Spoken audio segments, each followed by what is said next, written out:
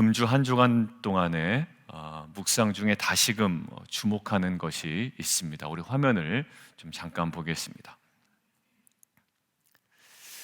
인간에게는 무엇이 비극이 아니다? 고통 자체가 비극이 아니다라는 거죠.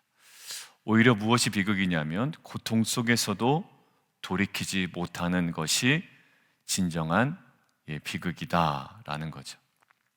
그래서 우리 어제 본문을 통해서 우리는 고통 속에서 무엇을 느껴야 되고 어디로 나가야 되는지 두 가지를 함께 묵상했습니다. 하나는 나의 죄악을 드러내어 내가 사로잡힌 것을 돌이키도록 하는 그러한 말씀으로 나아가는 것이었고요. 두 번째는 모든 만물을 주관하시는 하나님의 말씀으로 나아가는 것이었습니다. 화면을 보시면 이런 거죠. 고통 속에서 우리는 진리의 말씀 앞으로 나아가 그 말씀에 서 있어야 됩니다. 자, 그렇게 될 때, 우리가 말씀에 서 있을 때, 우리가 고통 가운데서도 말씀에 서 있을 때 우리는 두 가지를 경험하게 됩니다. 어제의 대지와 비슷한데요, 우리는 심판에 분노하는 자가 아니라 심판을 유발한 죄에 대하여 진정으로 분노하게 되죠. 즉 회개하게 된다는 말입니다. 말씀 앞에 서 있지 않으면 우리는 심판에 분노하게 돼요. 그렇지만 우리가 말씀 앞에 제대로 서 있다면 고통 가운데 그 심판을 유발한 죄에 대하여 우리는 분노할 수 있게 되고 회개할 수 있게 됩니다. 자, 두 번째, 우리는 고통 가운데 말씀 앞에 서 있어야 됩니다라고 했는데, 그렇게 된다면 우리는 더 이상 심판에 절망하는 것이 아니라 두 번째 대지죠, 어제. 결국 하나님께서 이루실 회복을 소망하게 됩니다. 무엇 때문에? 그 말씀 때문에. 말씀 때문에 죄에 대하여 분노하게 되고 말씀 때문에 이루실 회복을 소망하게 됩니다. 자, 그렇다면 오늘 본문이에요. 이렇게 말씀으로 나아가는 것과 동시에 오늘 본문은 고통 속에 우리가 나아가야 되는 자리가 또 어딘지 오늘 분명하게 강조하고 있습니다. 오늘 18절과 19절에 계속 표현되어 있는 내용인데요, 그들의 마음이 주를 향하여 부르짖기를, 그리고 눈물을 강처럼 흘릴지어다, 쉬지 말고 쉬게 하지 말지어다, 초저녁에 일어나 부르짖을지어다, 주의 얼굴 앞에 물 쏟듯 내 마음을 할지어다, 주를 향하여 손을 들지어다. 지금 18절과 19절에 강조되는 것처럼 어제 고통 속에 우리가 나아가야 되는 자리가 이 우리 안에 두 가지를 가능하게 하는 말씀 앞으로 나아가는 것이었다면 오늘은 어디요? 바로 기도의 자리라는 거예요. 자, 어떤 기도의 자리일까요? 첫 번째는요, 어떠한 내용이든지 하나님께 간구하는 자리가 되어야 된다라는 거예요. 어떠한 내용이든지 하나님께 간구하는 자리입니다. 여러분들 19절을 함께 볼까요? 초저녁에 일어나 부르짖을지어다, 내 마음을 주의 얼굴 앞에 물 쏟듯 할지어다. 여러분들, 마음을 주의 얼굴 앞에 물 쏟듯 할지어다 라고 표현한 방식이 어떤 방식인지 학자들의 의견을 좀 찾아보니까 이것은 내 안에 있는 감정을 다 내어드리라는 거예요. 안에 있는 감정. 여러분들, 사람의 감정은요, 처리된 감정도 있지만 처리되지 않은 감정도 사실 있습니다. 근데 우리가 처리되지 않은 감정을 표현할 때는 그 방식이 좀 거칠어질 때가 있죠. 또 불완전할 때도 있습니다. 어떻게 돼요? 물 쏟듯 우리의 감정이 정말 정제되지 아니하고 절제되지 아니하게 좀 거칠게 나갈 때가 있습니다. 우리의 감정은 늘 불안합니다. 그런데 오늘 감정을 어떻게 내어드리라라는 거예요. 이것은 정돈된 감정뿐만 아니라 우리 안에 정돈되지 않은 감정 모두를 내어드리라는 겁니다. 그러고 보니까요, 오늘 20절부터 22절은 여호와 하나님께 항의하는 듯한 문장들이 계속 나열됩니다. 20절에는 세 개의 의문문이 있거든요. 누구에게 이같이 행하셨습니까? 어찌 자기 열매 곧 그들이 낳은 아이들을 먹는 사태가 벌어집니까? 세 번째, 제사장과 선지자들이 그 사명을 온전히 감당하는 자들인데 어찌 주의 성소에서 죽임을 당합니까? 라고 마치 항변하고 항의하고 원망하는 듯하죠. 내용이 정제되지 못합니다. 정돈되지 못한 감정들이 지금 마구 쏟아져 나온 듯해요. 그래서 학자들에 따라서는 20절부터 22절을 이 화자가 이야기하는 하나님께 대한 원망의 어조다라고 이야기를 합니다. 예, 그 분석 맞습니다.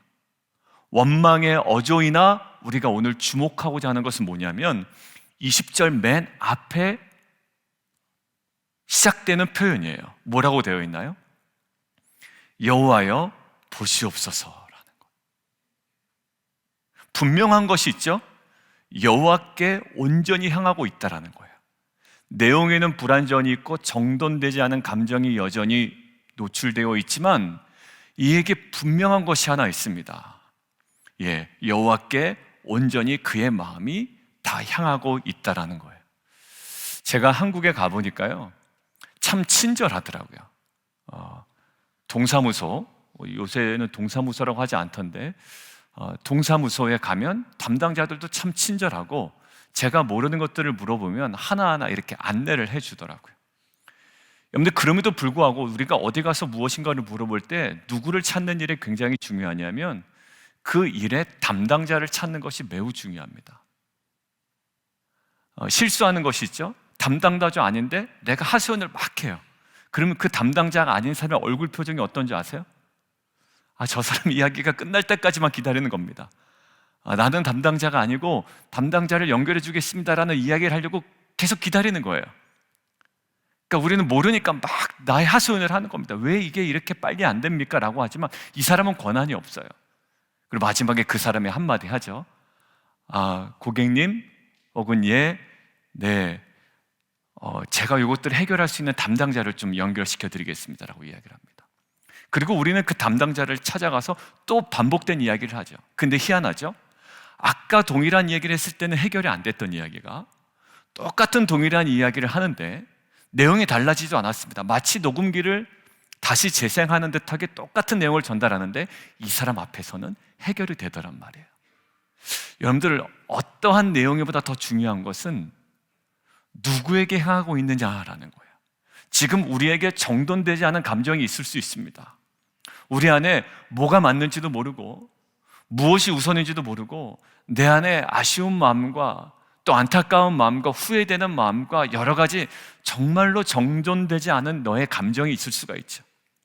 지금 분명히 하나님께서 하신 것도 알지만 하나님께 이렇게 따져서도 될 문제가 아닌 줄도 알지만 이 모든 감정들이 지금 다 토해내고 있습니다. 뭐라고요? 내 마음을 주의 얼굴 앞에 물쏟듯 할지어다. 여러분들, 저는 욥의 기도를 기억하고 있습니다. 욥의 기도는 어땠나요? 욥의 기도는 처음부터 끝까지 하나님 앞에 온전한 기도는 아니었습니다. 그는요, 그의 감정이 처리가 되지 않아서 때로는 하나님 앞에 드리지 않아도 될 기도를 드렸고요, 드리지 않아도 할 말을 했고 따지지 않아도 할 말을 가지고 따졌습니다. 그런데 하나님께서 그 불완전한 욥의 기도를 계속 다루어 나가시고 거기에 반응해 나가시고 결국 욥기 42장에 보면 욥의 고백을 온전하게 만드시죠. 여러분들, 이것이 우리가 멈추지 않고 주 앞에 나아가 처리되지 않은 감정이 있을지라도 마치 오늘 이야기처럼 주의 얼굴 앞에 우리의 모든 감정을 물쏟듯 할지어다 라고 우리에게 도전하는 이 간구가 우리 안에 회복되어야 될 줄 믿습니다.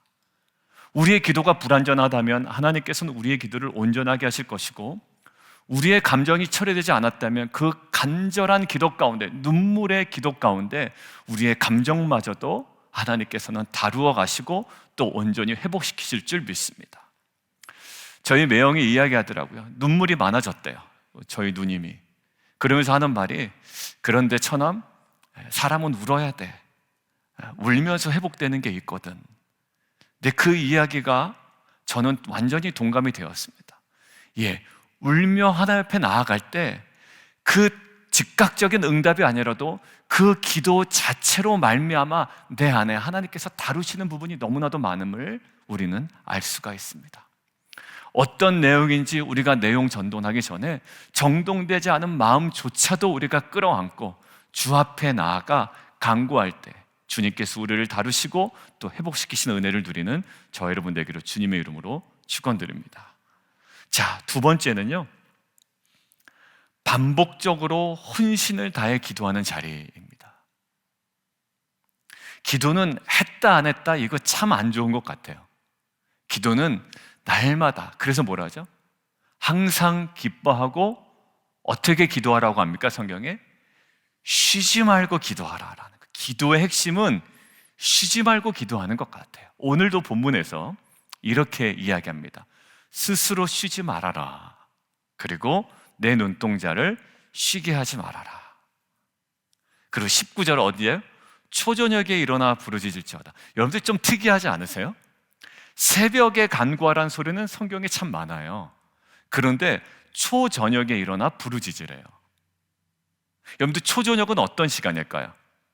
이제 자려고 잠자리를 준비하는 시간입니다. 우리 공동체로 이야기하면 언제일까요? 9시 기도회예요. 이제 자려고 잠자리를 준비하는 시간. 저는 한국에서 복귀한 이후에 9시 기도회를 이 9시 기도회를 어떻게 할까라는 고민은 항상 하는 것 같아요. 왜? 일단 그 시간이 어떻게 보면 안 하면 조금 일찍 잠자리에 들 수 있거든요. 저도 그렇고 성도님도 그렇고. 물론 야행성이신 분들은 뭐 그 시간이 전혀 잠자리에 들 시간이 아니심에도 불구하고, 왜냐하면 일찍 잠자리에 들면 새벽에 일어나는데 조금 도움이 되지 않을까라는 생각이 있었어요. 근데 어지간히 하나님께서는 연약한 저를 좀 살피셔서 지금 뭐라고 얘기하시냐면 초저녁에 일어나 부르짖을지어다라고 계속 해라 조 목사, 약간 이런 느낌으로 얘기하시는 것 같아요. 왜냐하면 4시 반보다 나오시는 분들이 계시죠. 제가 보니까 이제 4시 반에 전화 사모나 이제 오픈을 합니다. 그리고 이제 또 집사님들이 4시 반에 오셔서 1시간 기도하시고 또 이렇게 가시는 분이 계시더라고요. 예, 일찍 일어나실 수 있는 분, 그리고 도저히 정말 새벽 기도는 못 오시지만 그 시간은 가능하신 분들, 왜냐하면 아이를 보내야 되기 때문에 그렇게 오픈해서 함께 기도하고요. 그러다 나는 새벽에는 도무지 못 일어납니다 라고 하신 분에게 가능한 시간이 뭘까요? 그게 바로 9시 기도회인 것 같아요. 그래서 이것은 초저녁에 기도하는 것, 오늘 하나님께서 다시 한번 말씀해 주시고 우리가 마땅히 나아갈 시간인 것 같아요. 근데 오늘 초저녁이란 기도는 어떤 기도냐면 초저녁에 일어나 잠자리 들 시간이거든요. 근데 초저녁에 일어나 부르짖을지어다 라고 하는 것은 사실 쉬지 말고 기도하고, 사실 우리가 전혀 생각하지 못했던 시간까지도 하나님 앞에 간구하는 거. 왜 그렇죠? 지금은요, 위기 상황이에요. 그리고 어려움 가운데 있고 고통 가운데 있습니다. 초저녁에 우리가 잠자리에 들기 전에 실은 잠도 제대로 오지 않을 이 마음의 갈등들이 있거든요. 그때 우린 뭐 해야 될까요? 저는 그 시간이 정말 기도해야 되는 시간인 것 같아요. 여러 가지 번민과 갈등과 마음의 고민 때문에 잠이 잘 안 올 때가 있어요. 여러분들 그럴 때 있지 않으세요? 근데 그때 하나님께서 저에게 말씀하신, 그렇게 잠이 안 올 때 너가 나가야 될 자리가 있어. 그때 무릎을 꿇는 거예요. 왜 잠이 안 올까요? 마음이 상했거든요. 그리고 마음에 걱정이 있거든요.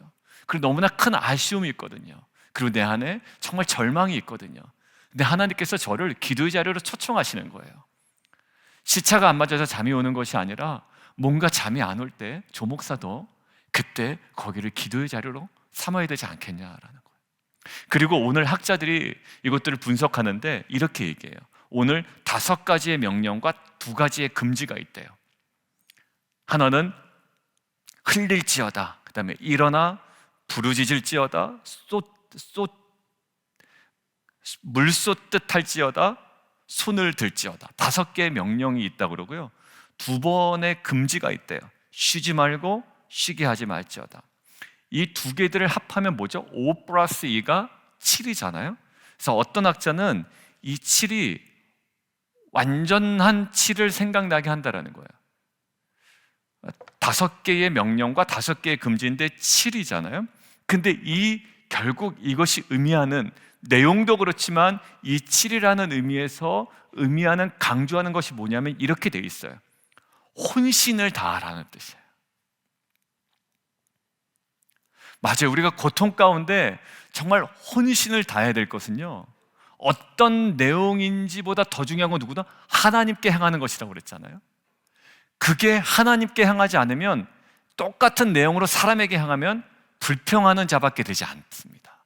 그죠? 누구에게 이같이 행한 거야? 아이들을 왜 이렇게 먹는 사태가 벌어진 거야? 어떻게 이 제사장들이 죽는 거야? 이게 하나님께로 향하지 않으면 그저 원망과 불평에 머무르지 않아요. 자, 그런데 이것들이 어떤 내용인지 하나님께 향했죠? 근데 오늘 두 번째, 혼신을 다하라는 거예요. 여러분, 그 고통 가운데 혼신을 다하여 주 앞에 기도하는 것, 이것이 정말 그 가운데 우리를 회복시키시는 하나님을 경험하는 귀한 놀라운 은혜의 자리가 될 줄 저는 믿습니다. 오늘 보세요. 어린 자녀들의 19절에 생명을 위하여 주를 향하여 손을 들어라. 그 어린아이의 생명, 어제부터 계속 반복되는 어린 자녀들에 관한 코드가 계속 나오죠. 눈물 흘릴 수밖에 없는 어미의 마음이에요. 이 어린 자녀의 생명을 위하여 뭘까요? 주를 향하여 손을 들고 이제 혼신을 향하여 부르짖으라는 거예요. 여러분들, 지금 여러분들의 어린 자녀의 생명의 위협은 없을지라도 우리들의 어린 자녀가 어디에 노출되어 있습니까? 세속 문화에 완전히 노출되어 있거든요. 여러분들, 이것들을 우리가 할 수 있는 것은 뭘까요? 잔소리 물론 할 수 있죠. 그러나 우리가 먼저 감당하는 거, 혼신의 기도로 그들의 영혼을 품어야 될 줄 믿습니다. 여러분들, 우리 어린 자녀들에게 비견되는 우리의 정말 인생의 문제가 있죠. 비즈니스의 문제가 있죠. 관계의 문제가 있죠. 이것들에 하나님께서 우리에게 뭘 하고 하시나요? 걱정해라가 아니라 혼신을 향하여 하나님께 부르짖으라는 거예요. 저는 부르짖는 가정은 망하지 않을 줄 믿습니다. 부르짖음 안에 들어있는, 기도 안에 들어있는 자녀는 결국 하나님께서 세우실 줄 믿습니다. 부르짖음 안에 있는 교회 공동체와 비즈니스와 이 직장과 우리 배우자들은 정말 하나님의 이 원하시는 간구를 통하여 정말 놀랍게 우리 안에 회복의 은혜로 함께 하실 줄 믿습니다. 여러분들, 이것들은요, 구약에 우리에게 하나님께서 약속하신 말씀이에요. 뭐라고 얘기하시나요? 너희 안에 이런 전염병이 벌어지고 또 악한 질병이 나타나고 너희 안에 굉장히 어려운 일이 있을 거라는 거예요. 그런데 하나님께서 뭐라고 하시냐면 역대하 7장 12절 14절이죠. 내가 이미 내 기도를 듣고 이곳을 택하여 내게 제사하는 전을 삼았으니 혹 내가 하늘을 닫고 비를 내리지 아니하거나 혹 메뚜기로 토산을 먹게 하거나 혹 연병으로 내 백성 가운데 유행하게 할 때에, 이거 다 누가 하신다고요? 하나님께서 그렇게 하실 때에. 오늘 이 사람들도 느끼고 있죠. 뭘까요? 이것이 사람에게서 난 것이 아니라 여호와께서 하신 것이라는 거예요. 근데 여러분들, 이게 정말 놀라운 것인데, 여호와께서 하신 것이라면, 하신 것이 아니라면 오히려 우리에게 뭐가 없어졌을까요? 희망이 사라졌을 거예요. 여러분들, 이것이 여호와께서 하신 것이 아니라면 오히려 우리에게 희망이 사라졌을 겁니다. 왜? 이것이 왜 벌어졌는지 우리가 도대체 모르고 이제 근원을 알 수 없기 때문에 여러 사람을 찾아야 되거든요. 그런데 여호와께서 만약에 하신 것이라면 오히려 우리 가운데 어떻게 소망이 생기게 됩니다. 근데 이들이 무엇을 알아요? 이것이 하나님께서 하신 것으로 압니다. 내가 하늘을 닫고 비를 내리지 아니하거나 내가 메뚜기로 토산을 먹게 하거나 내가 전염병으로 내 백성 가운데 유행하게 할 때에 방법이 하나라는 거예요. 왜? 하나님께서 하신 것이기 때문에. 뒤에 나올 때 이릅니다. 내 이름으로 일컫는 내 백성이 악한 길에서 떠나.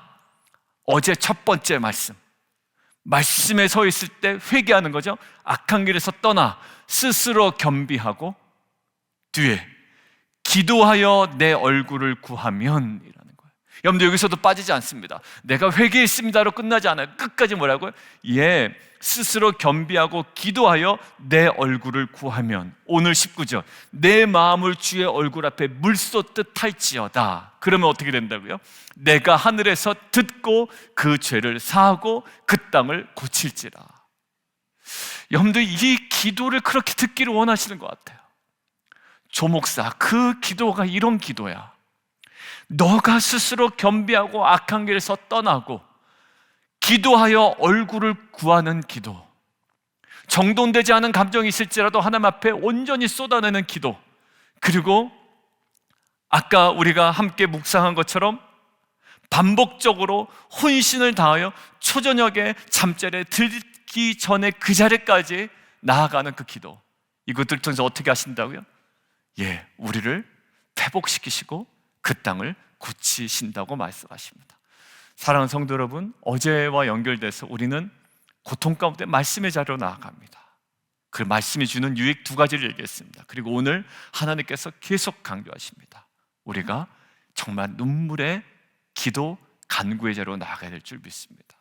저는 우리 자녀들을 위해서 기도할 때도요, 우리 자녀들을 위해서 제가 기도하지만 자녀들에게 있는 어려움과 기도 제목이 있잖아요. 그런데 제가 간절히 원하는 기도 제목이 있습니다.